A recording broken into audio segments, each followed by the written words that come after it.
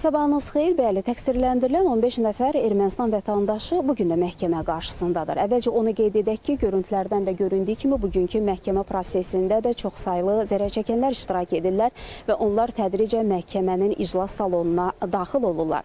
Bir neçə dəqiqə bundan əvvəl isə təqsirləndirilən 15 nəfər Ermənistan vətəndaşı, o cümlədən Arayik Harutyunyan, Bako Sakyan, Arkadiy Qukasyan və digərləri məhkəmə binasına gətirildilər. Onların müdafiəçiləri də hazırda məhkəmədədir. Eyni zamanda onlar üçün ayrılmış rus və erməni dilində tərcüməçilər də buradadır. Bir neçə dəqiqədən sonra növbəti baxış iclası başlayacaq. Açıq keçən məhkəmə iclasında 2016-cı ildən sonra Ermənistan Azərbaycana qarşı apardığı təcavüzkar müharibə nəticəsində törədilmiş cinayət hadisələri, Azərbaycana və xalqımıza qarşı törədilmiş cinayət hadisələri araşdırılır. Məhkəmə prosesində subutlar, faktlar təqdim olunur. Qeyd edək ki, təqdim olunan yeni subutlar, yeni faktlardan məlum olur ki, Ermənistan Azərbaycana qarşı apardığı bu təcavüzkar müharibə ilə bağlı keçirilən sülh danışıqlarına yox, yeni müharibəyə hazırlaşırmış.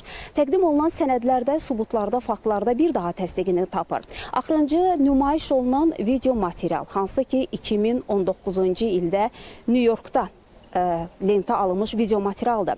Həmin videoda o vaxtlar Ermənistanın müdafiə naziri olmuş David Tonayan New Yorkda çıxış edir erməni diasporunun qarşısında və bildirir ki, biz sülhə deyil, yeni ərazilərin işğalına və müharibəyə hazırlaşmalıyıq. Və bununla bağlı Ermənistan ordusunda aparılan hazırlıq işlərindən, planlaşdırmadan danışır və erməni diasporunun buna verdiyi dəstəkdən danışır.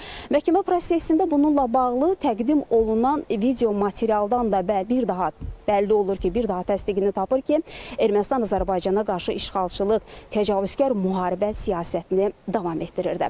Qeyd edək ki, iş üzrə keçən bu cür sənədlər, subutlar, faktlar olduqca çoxdur və bununla bağlı təqdim olunduqca təqsirləndirilən şəxslərə dövlət ittihamçıları suallar verirlər və onlar da öz ifadələrində sualları cavablandırarkən bu cinayət hadisələrini bir daha təsdiqləyirlər və ifadələrində etiraf edirlər və qeyd olunur ki, həmin vaxtda Azərbaycan ərazilərində yaradılmış silahlı birləşmə, qondarma qurumun yaratdığı silahlı birləşmə Ermənistan ordusunun ən böyük silahlı birləşməsi olub. Hansı ki, Azərbaycan xalqına qarşı, xüsusilə mülki vətəndaşlara qarşı çox saylı cinayət əməlləri törədib. Qeyd etdiyimiz kimi məhkəmə prosesi açıq keçirilir və bugünkü iclasla bağlı biz xəbərlərin növbəti buraxılışında daha geniş məlumatları tamaşaçıların diqqətinə çatdırmağa çalışacaq deyərək sözü yenidən mərkəzə, studiyaya ötürürük.